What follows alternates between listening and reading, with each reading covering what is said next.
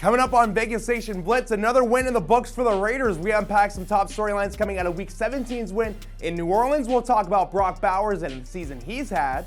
Just look at the records and look at the stats. We take a brief look at the 2025 draft and more. Vegas Station Blitz starts right now. Powered by the Las Vegas Review-Journal, this is Vegas Nation Blitz. Presented by DaMaron House of Diamonds, making luxury affordable. Located in the One Summerlin building in downtown Summerlin.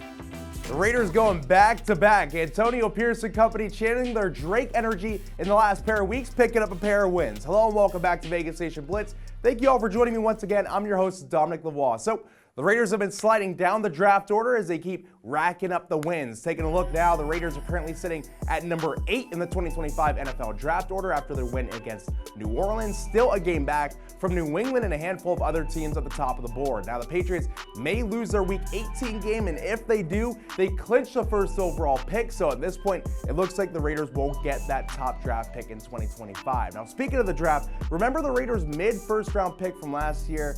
Yeah, I'm pretty sure his name's Brock Bowers, and I think he's okay at football from what I've seen personally. He could be a sleeper this week, but in all seriousness, Brock Bowers has had a monster year for the Raiders, and we've known this. He keeps breaking record after record after record, and the latest, we'll just run it through really quick for you. Bowers passing Hall of Famer Mike Ditka for the most receiving yards by a rookie tight end in NFL history. He also now holds the record for the most receptions by a rookie at any position in NFL history with 108, passing Puka Nacua. He also has a game left this season, and also he holds a Raiders franchise record for the most catches in a season, passing Darren Waller for that mark. Now, head coach Antonio Pierce is pitching his top draft pick to win Rookie of the Year. Just look at the records and look at the stats. And there you have it, AP keeping it short and sweet on Brock Bowers, but moving on to another youngin, the guy getting Bowers the ball as of late. Aiden O'Connell seems to be finally settling in after a turbulent sophomore year in the league. Now, AOC has suffered injuries, benchings, highs, lows, quarterback battles. He's been through a lot, but Antonio Pierce gave the Purdue quarterback his flowers for riding the wave since the offseason. He's been resilient. Obviously, go back to the quarterback competition in the spring, training camp. Thought he handled it like a pro. He was always ready to go. And then when we made the move to start him, I think the Rams week, obviously gave us a good chance there. And then he got injured, came back. I think just a resilient player. I think it's kind of like what we saw last year. You know, just the more reps he gets, the more opportunities he gets, he makes the most out of them. And like I said, whenever he protects the football, he puts us all in a better position. And now for some more top stories out of Week 18, we bring in Vinny Bonsignor. Vinny, what did you make of the team's performance in the Superdome this week?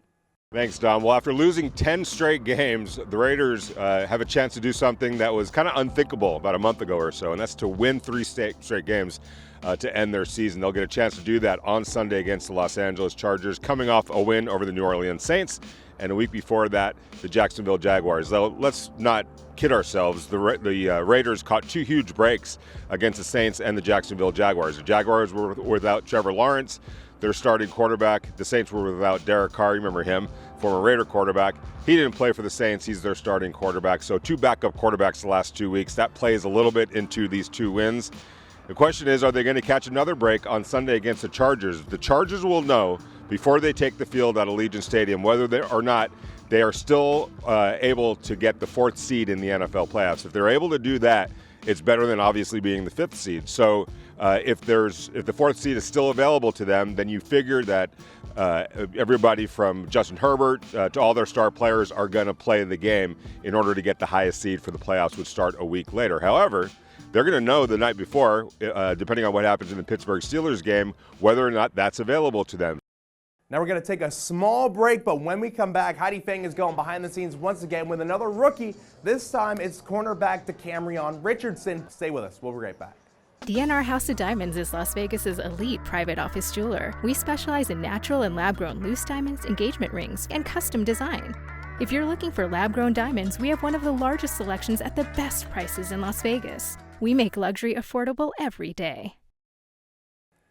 Now this season for the Raiders has been all about the rookies and the youth. Brock Bowers this, Jackson Powers-Johnson that, this, that, in the third. But how about DaMaron Richardson? Well, Heidi Fang is here to give you the lowdown on the Mississippi State cornerback. Thanks, Tom. It's time to take you behind the scenes with fourth-round cornerback selection DaMaron Richardson out of Mississippi State. He spoke on what it's been like coming up to speed in the NFL after being called upon to start for the Raiders, as well as some of his favorite things. We were playing the Rams. I was just sitting out there on the sideline. I just looked up and seen, like, I'm really in the league. They were pretty cool, like, being in the stadium, just looking up, seeing you really in the league. That's a pretty good moment. Understanding, like, different formations and stuff, it helps you, like, know what's going to happen. So you ain't just got to try to anticipate what's going to happen. You already know, so that slows it down a lot. I'm in the horses. I own 3 horses right now. I'm a country guy. Yeah, like the business stuff. Have you talked to Zamir about this? Yeah, we talk. Yeah, we gonna link up in the off season. Hey everyone, it's Ed Graney from the Review Journal. Well, we've come to the last game for the Raiders this season. They play the Chargers on Sunday.